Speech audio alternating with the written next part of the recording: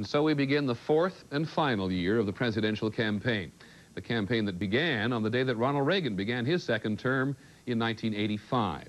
With less than a month until the first voters declare their intentions, the outlook for both parties is still unclear and unpredictable.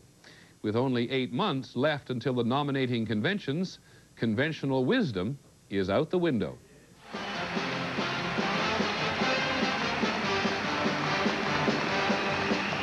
This is an age in which the voters and not the party bosses will decide who gets the nomination. I remember well, for example, in 1968, when Hubert Humphrey, who of course had not had any involvement in primaries, took the Democratic nomination in part because John Connally, then a Democrat, then the governor of Texas, managed through that caucus process to have the entire block of well over 100 Texas delegates that he could deliver every single one to Hubert Humphrey.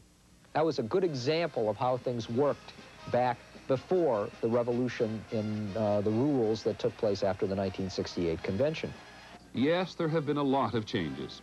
20 years ago, the bosses were everything. Today, men like John Connally and Chicago Mayor Richard Daley would no longer be able to deal out the delegates to the candidate of their choice. Today, with a system of caucuses and primaries widely established, it is actually the voters who will send the delegates to both conventions. Well, the idea, of course, was to have more grassroots participation in the nomination process. For the men who are trying to win their party's nomination, it is, as of now, a wide-open race. This is the first time since 1960 that the primary season has begun in earnest without an incumbent president to dominate the field. Well, it changes everything because where you have an incumbent, everybody runs against the incumbent, and that sets up the whole dynamics of the campaign. This is what the political roadmap looks like. Iowa, a month from now. New Hampshire, only 8 days later. The men who win these states get momentum. Those who do badly begin to see the money dry up, and the media look elsewhere. March the 8th, Super Tuesday.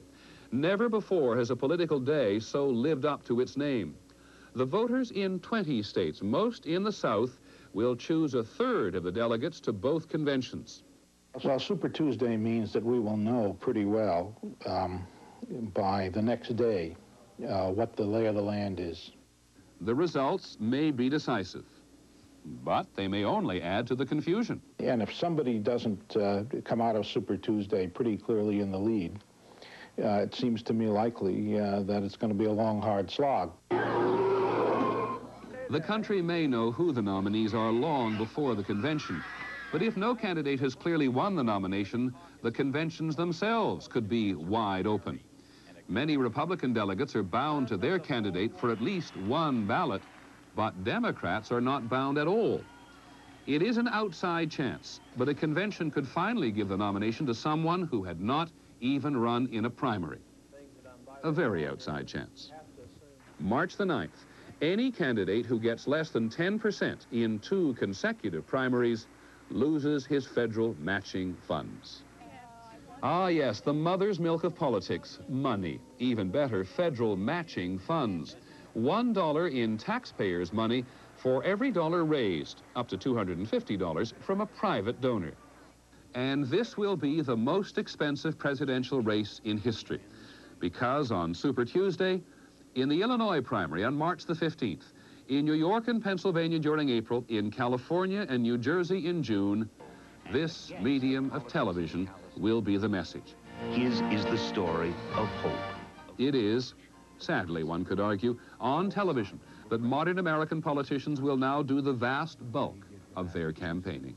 It gives work to a lot of people, and I think the American people should be grateful that the media has something to do right now instead of getting into mischief.